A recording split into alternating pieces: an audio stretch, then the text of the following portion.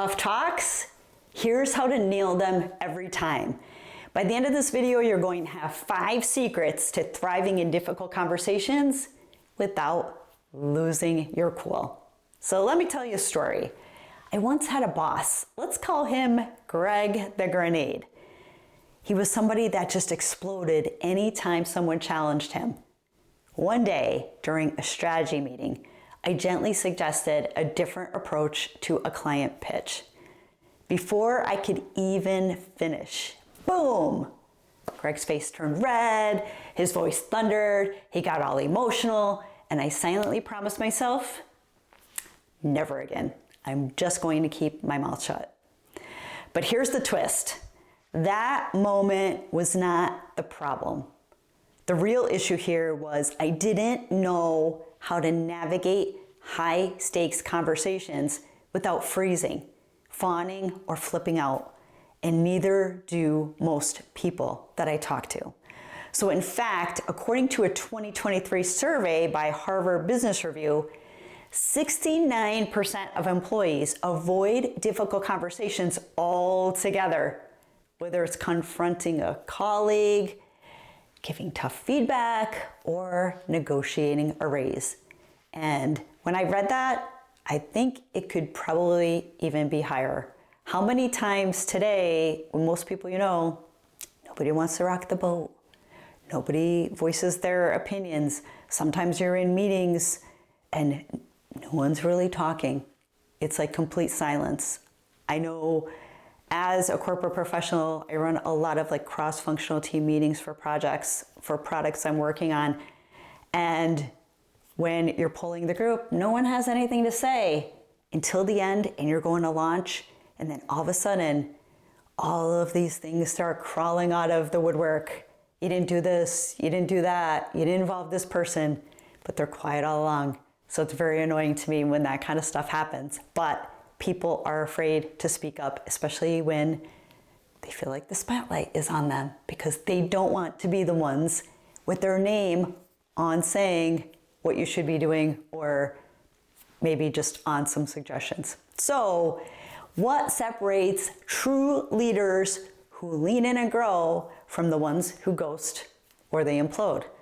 So here are 5 science-backed, battle-tested secrets to thriving in difficult conversations without losing your edge, looking bad if you think that you're going to look bad, or putting that conversation in your brain that I don't want to be the one that says this. So the first one is shifting your goal from winning to understanding. So difficult conversations, they are not cage matches. They are collaborations. And whether you like this other person or not, it's not about winning. The goal isn't to be right. So don't be a right fighter. It's to be effective. So a Stanford study found that people who listen to understand rather than to respond, they are 3 times more likely to influence the outcome of a tough conversation. So try this instead.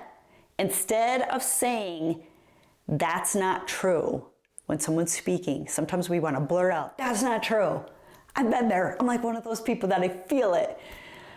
Say something like, help me understand your perspective. You're not backing down, I promise. You're buying clarity and you're changing the tone of the conversation.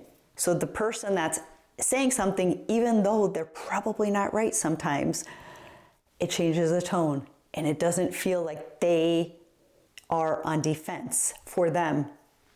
They feel like you're more open-minded, open to that conversation. A second tip is name the emotion to tame the emotion. So if you ever felt like your brain short circuits mid-conflict, I get that. And sometimes, all the time, I have to stop myself, take that deep breath and think, because if I was to start speaking at the time that this all happens, I know it's not good. And I know I can't even remember what's coming out of my mouth. So that's your amygdala hijacking the show. But here's the fix. Neuroscientist Dr. Dan Siegel calls it name it to tame it. It's labeling what you are feeling literally calms your brain. I didn't believe it till I tried it, but I totally am on board here. By telling yourself, I'm feeling frustrated because I'm not being heard. So when you're telling yourself, I'm feeling frustrated, they're not listening to me, they're not hearing me, it kind of puts the onus back on them of like, let's just be calm, cool, and collective. You're getting worked up because of the way that they're reacting, right? Because it's all how we react to situations. And this could be how they're reacting to you. Might not have anything to do with you, but, or you could tell yourself, I'm nervous about how this will land. So you're nervous, you're telling yourself, I'm unsure on how this is going to go. So the result is more emotional regulation and less regret later, because you're actually putting your thoughtful brain on to think through, what are you going to say? How are you going to express yourself, right? A third tip is use the yes and technique. So straight out of improv comedy and surprisingly powerful. When you say yes and instead of but, you reduce defensiveness and increase collaboration by up to 32%, according to the research done from Kellogg School of Management. So this even sounds better, right? Like when you really think about it, sometimes when you're talking to someone and they're like, but, you know, they're not even hearing you, right? Or you feel like they're not hearing you. So for example, if you said something like, yes, I hear that deadline is tight, and I think we can adjust priorities to meet it. So instead of putting but in there, but makes you look negative, try using yes and. Yes, and I think might be more well received, I would say. So it's something subtle, but it's strategic, and it makes you sound smooth, or at least I think it sounds smooth. Tip number 4, we're on to number 4 now, prep like a pro athlete. So high stakes conversations, they need a game plan. Before going in, ask yourself, what's my goal here?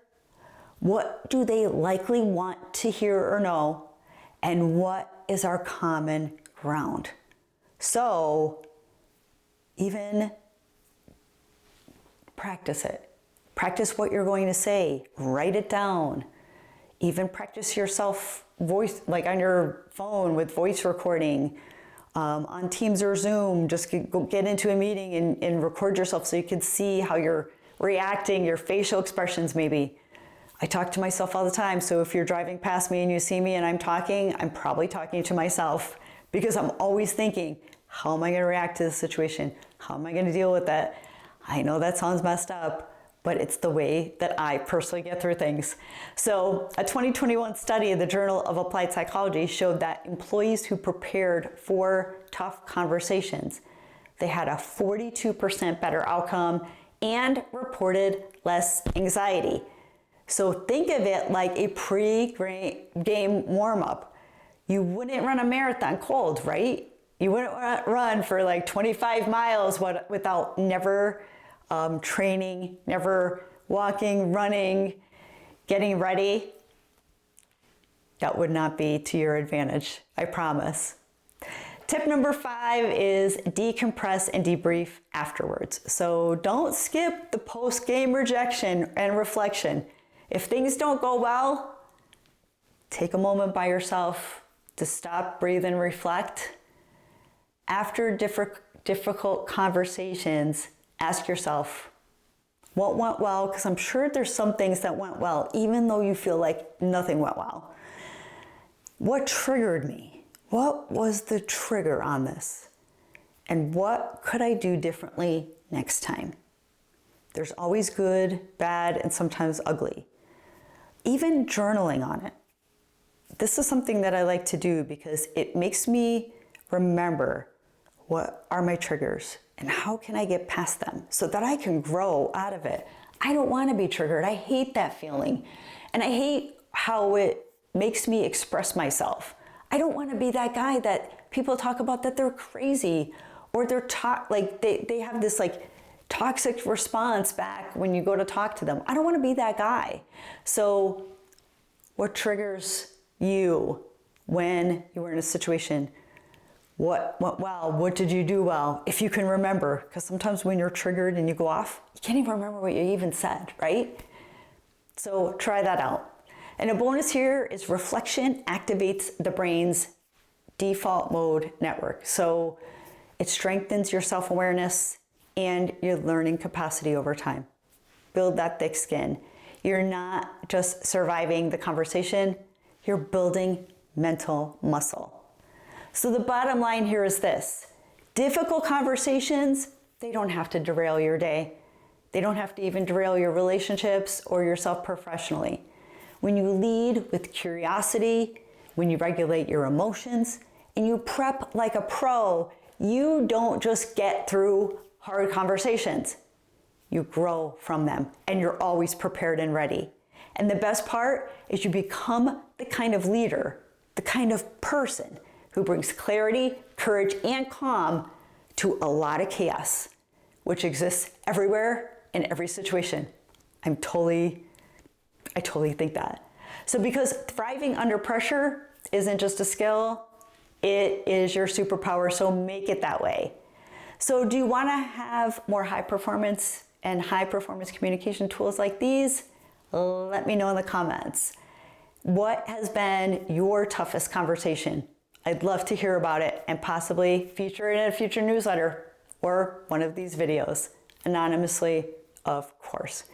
So until next time, keep riding, keep, being confident, keep upping your mindset and making yourself more clear, more powerful, and more high performance.